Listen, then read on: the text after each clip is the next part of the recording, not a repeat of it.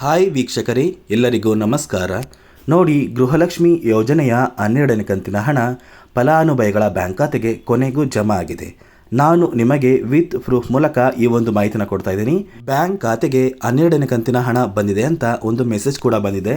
ಆ ಒಂದು ಮೆಸೇಜ್ ಕೂಡ ನಾನು ನಿಮಗೆ ಈ ಒಂದು ವಿಡಿಯೋದಲ್ಲಿ ತಿಳಿಸ್ಕೊಡ್ತಾ ಇದ್ದೀನಿ. ಹಾಗಾದರೆ ಬನ್ನಿ ವೀಕ್ಷಕರೇ, ನಾಳೆ ಯಾವ ಜಿಲ್ಲೆಗಳ ಫಲಾನುಭವಿಗಳ ಬ್ಯಾಂಕ್ ಖಾತೆಗೆ 12ನೇ ಕಂತಿನ ಹಣ ಬರ್ತಾ ಇದೆ ಮತ್ತು ನಿಮ್ಮ ಬ್ಯಾಂಕ್ ಖಾತೆಗೆ ಇನ್ನೂ ಕೂಡ 11ನೇ ಕಂತಿನ ಹಣ ಬಂದಿಲ್ಲ ಅಂದರೆ ನೀವು ಏನು ಮಾಡಬೇಕು ಅಂತ ಈ ಒಂದು ವಿಡಿಯೋದಲ್ಲಿ ಮಾಹಿತಿನ ಕೊಡ್ತಾ ಇದ್ದೀನಿ. ಅದಕ್ಕಿಂತ ಮೊದಲು ವಿಡಿಯೋ ನೋಡ್ತಾ ಇರುವ ಪ್ರತಿಯೊಬ್ಬರ ಹತ್ರ ಕೂಡ ಚಿಕ್ಕ ರಿಕ್ವೆಸ್ಟ್ ಇದೆ. ನೀವೇನಾದ್ರೂ ಇನ್ನೂ ಕೂಡ ನನ್ನ ಚಾನಲ್ನ ಸಬ್ಸ್ಕ್ರೈಬ್ ಆಗಿಲ್ಲ ಅಂದರೆ ದಯವಿಟ್ಟು ಪ್ರತಿಯೊಬ್ಬರನ್ನು ನನ್ನ ಚಾನಲ್ನ ಸಬ್ಸ್ಕ್ರೈಬ್ ಮಾಡ್ಕೊಳ್ಳಿ, ಹಾಗೆ ವಿಡಿಯೋಗೆ ಒಂದು ಲೈಕ್ನ ಕೊಡಿ. ಹೌದು ವೀಕ್ಷಕರೇ, ಗೃಹಲಕ್ಷ್ಮಿ ಯೋಜನೆಯ 12ನೇ ಕಂತಿನ ಹಣ ಫಲಾನುಭವಿಗಳ ಬ್ಯಾಂಕ್ ಖಾತೆಗೆ ಜಮಾ ಆಗಿದೆ. ನೀವು ಇವಾಗ ಸ್ಕ್ರೀನಲ್ಲಿ ಕೂಡ ನೋಡ್ಬೋದು, ಫಲಾನುಭವಿಗಳ ಬ್ಯಾಂಕ್ ಖಾತೆಗೆ ಹಣ ಬಂದಿದೆ ಅಂತ ಕಮೆಂಟ್ನ ಕೂಡ ಹಾಕಿದ್ದಾರೆ. ಅದೇ ರೀತಿ ಅವರ ಬ್ಯಾಂಕ್ ಖಾತೆಗೆ ಹಣ ಬಂದಿದೆ ಅಂತ ಒಂದು ಮೆಸೇಜ್ ಕೂಡ ಬಂದಿದೆ. ಆ ಒಂದು ಮೆಸೇಜ್ನ ಕೂಡ ನೀವು ಸ್ಕ್ರೀನಲ್ಲಿ ನೋಡ್ಬೋದು. ಹೌದು ವೀಕ್ಷಕರೇ, ಕೊನೆಗೂ ಸರ್ಕಾರದಿಂದ ಗೃಹಲಕ್ಷ್ಮಿ ಯೋಜನೆಯ 12ನೇ ಕಂತಿನ ಹಣ ಬಂದಿದೆ. ಇಂದು ಬೆಳಿಗ್ಗೆ ಸರಿಸುಮಾರು 11 ಗಂಟೆ ಅಷ್ಟರಲ್ಲಿ ಫಲಾನುಭವಿಗಳ ಬ್ಯಾಂಕ್ ಖಾತೆಗೆ ಹಣ ಜಮಾ ಆಗಿದೆ. ನಿಮ್ಮ ಬ್ಯಾಂಕ್ ಖಾತೆಗೂ ಕೂಡ ನಾಳೆಯಿಂದ ಹಣ ಬಂದೇ ಬರುತ್ತೆ.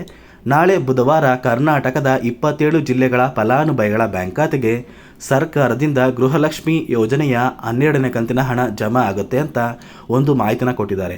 ಹಾಗಾದರೆ ಯಾವ ಜಿಲ್ಲೆಗಳಿಗೆ ಹಣ ಬರುತ್ತೆ ಅಂತ ನೀವು ಕೇಳ್ಬೋದು. ನೋಡಿ ವೀಕ್ಷಕರೇ, ಕರ್ನಾಟಕದಲ್ಲಿ ಇರುವಂತಹ 31 ಜಿಲ್ಲೆಗಳಿಗೂ ಸರ್ಕಾರದಿಂದ ಹಣನ ಜಮಾ ಮಾಡ್ತಾರೆ. ಒಂದು ಸಲ DBTಗೆ ಹಣನ ಸರ್ಕಾರ ಕಳಿಸಿದ್ರೆ ನಿಮ್ಮ ಬ್ಯಾಂಕ್ ಖಾತೆಗೆ ಹಣ ಬರೋದಕ್ಕೆ 15 ದಿನಗಳ ಕಾಲಾವಕಾಶ ಬೇಕಾಗುತ್ತೆ. ಅದೇ ರೀತಿ ಹಂತವಾಗಿ ಪ್ರತಿಯೊಂದು ಫಲಾನುಭವಿಗಳಿಗೂ ಕೂಡ ಸರ್ಕಾರದಿಂದ ಗೃಹಲಕ್ಷ್ಮಿ ಯೋಜನೆಯ 12ನೇ ಕಂತಿನ ಹಣ ಬರುತ್ತೆ. ಮತ್ತು ಸಾಕಷ್ಟು ಫಲಾನುಭವಿಗಳಿಗೆ ಇನ್ನೂ ಕೂಡ 11ನೇ ಕಂತಿನ ಹಣನೇ ಬಂದಿಲ್ಲ. ನಿಮ್ಮ ಬ್ಯಾಂಕ್ ಖಾತೆಗೆ ಹಣ ಬಂದಿಲ್ಲ ಅಂದರೆ ನೀವು ಏನು ಮಾಡಬೇಕು ಅಂದರೆ ನೋಡಿ, ಕೆಲವೇ ದಿನಗಳ ಕಾಲ ವೆಯ್ಟ್ ಮಾಡಿ. ಒಂದು ವೇಳೆ ನಿಮ್ಮ ಬ್ಯಾಂಕ್ ಖಾತೆಗೆ ಆಗಸ್ಟ್ ತಿಂಗಳು ಮುಗಿದ್ರೂ ಕೂಡ ಹಣ ಬಂದಿಲ್ಲ ಅಂದರೆ ನೀವು ನಿಮ್ಮ ಊರಿಗೆ ಸಂಬಂಧಪಟ್ಟ ಮಹಿಳಾ ಮತ್ತು ಮಕ್ಕಳ ಅಭಿವೃದ್ಧಿ ಇಲಾಖೆಗೆ ಭೇಟಿ ನೀಡಬೇಕಾಗುತ್ತೆ. ಯಾಕಂದರೆ ಸರ್ಕಾರ ಸುಮಾರು 1,78,000 ಮಹಿಳೆಯರ ಒಂದು ಪಟ್ಟಿನ ಗೃಹಲಕ್ಷ್ಮಿ ಯೋಜನೆಯಿಂದ ಬಿಡುಗಡೆ ಮಾಡಿದ್ದಾರೆ.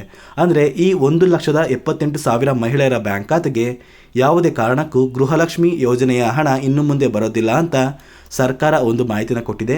ಆ ಒಂದು ಪಟ್ಟಿಯಲ್ಲಿ ನಿಮ್ಮ ಹೆಸರು ಇದೆಯೋ ಇಲ್ವೋ ಅಂತ ನೀವು ತಿಳ್ಕೋಬೇಕಾಗುತ್ತೆ. ಅದೇ ಒಂದು ಕಾರಣಕ್ಕೆ ನಿಮ್ಮ ಊರಿಗೆ ಸಂಬಂಧಪಟ್ಟ ಮಹಿಳಾ ಮತ್ತು ಮಕ್ಕಳ ಅಭಿವೃದ್ಧಿ ಇಲಾಖೆಗೆ ನೀವು ಭೇಟಿ ನೀಡಿದರೆ ಯಾವ ಕಾರಣಕ್ಕೆ ನಿಮ್ಮ ಬ್ಯಾಂಕ್ ಖಾತೆಗೆ 11ನೇ ಕಂತಿನ ಹಣ ಬಂದಿಲ್ಲ, ಅದೇ ರೀತಿ ಸಾಕಷ್ಟು ಫಲಾನುಭವಿಗಳಿಗೆ ಇನ್ನೂ ಕೂಡ ಪೆಂಡಿಂಗ್ ಹಣ ಕೂಡ ಬಂದಿಲ್ಲ.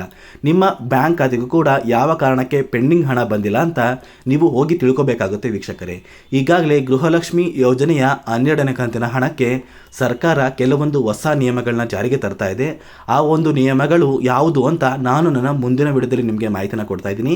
ನಾಳೆ ಕರ್ನಾಟಕದ 31 ಜಿಲ್ಲೆಗಳಿಗೂ ಸರ್ಕಾರದಿಂದ ಗೃಹಲಕ್ಷ್ಮಿ ಯೋಜನೆಯ 12ನೇ ಕಂತಿನ ಹಣ ಜಮಾ ಆಗುತ್ತೆ. ಆಗಸ್ಟ್ ತಿಂಗಳ ಅಂತ್ಯದಲ್ಲಿ ಪ್ರತಿಯೊಂದು ಫಲಾನುಭವಿಗಳಿಗೂ ಕೂಡ ಗೃಹಲಕ್ಷ್ಮಿ ಯೋಜನೆಯ 12ನೇ ಕಂತಿನ ಹಣ ನಿಮ್ಮ ಬ್ಯಾಂಕ್ ಖಾತೆಗೆ ತಲುಪುತ್ತೆ. ಇಲ್ಲಿಯವರೆಗೂ ನಿಮ್ಮ ಬ್ಯಾಂಕ್ ಖಾತೆಗೆ 11ನೇ ಕಂತಿನ ಹಣ ಬಂದಿದ್ರೆ ಖಂಡಿತವಾಗಿಯೂ ಗೃಹಲಕ್ಷ್ಮಿ ಯೋಜನೆಯ 12ನೇ ಕಂತಿನ ಹಣ ನಾಳೆಯಿಂದ ಪ್ರತಿಯೊಂದು ಫಲಾನುಭವಿಗಳ ಬ್ಯಾಂಕ್ ಖಾತೆಗೆ ಜಮಾ ಆಗುತ್ತೆ ಅಂತ ಹೇಳ್ತಾ, ಇದಿಷ್ಟು ಸರ್ಕಾರದಿಂದ ಬಂದಿರುವಂತಹ ಒಂದು ಮಾಹಿತಿ ಆಗಿದೆ. ನಾನು ಕೊಟ್ಟಿರುವಂತಹ ಮಾಹಿತಿ ನಿಮಗೆ ಇಷ್ಟ ಆಗಿದ್ರೆ ದಯವಿಟ್ಟು ಪ್ರತಿಯೊಬ್ಬರೂ ನನ್ನ ಚಾನಲ್ನ ಸಬ್ಸ್ಕ್ರೈಬ್ ಮಾಡ್ಕೊಳ್ಳಿ, ಹಾಗೆ ವಿಡಿಯೋಗೆ ಒಂದು ಲೈಕ್ನ ಕೊಡಿ.